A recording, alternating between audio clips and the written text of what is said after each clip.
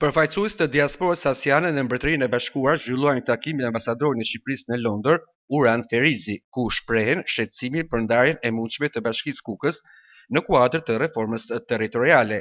Ata theksuan se Hasi përbën një rajon me unitet historik, kulturor dhe ekonomik, si dhe me lidhje të forta ndërkufitare me Hasin e Kosovës. Sipas tyre, çdo coptim administrativ do të dëmtonte identitetin lokal, investimet e diasporës dhe do të përshpejtonte shpopullimin.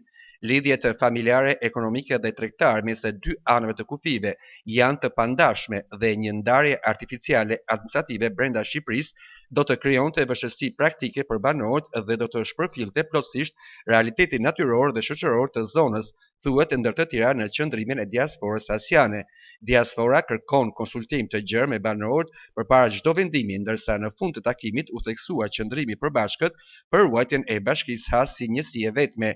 Ata theksuan se ndryshime të tilla prekin drejt për drejt investimet lokale, infrastrukturë, menaxhimin e pyjeve, arsimin dhe shëndetësinë. Çdo vendim i marrë pa përfshirjen e komunitetit rrezikon të shkaktojë një kundërshtim të fortë dhe të dëmtojë marrëdhëniet me diasporën, e cila mbetet një nga shtyllat kryesorë të mbijetesës ekonomike të rajonit. Diaspora hasiane paralajmëron se një coptim i mundshëm i Bashkisë do të zbente këtë motivim dhe do të përshpejtonte më tej procesin shqetësues të shpopullimit të zonës.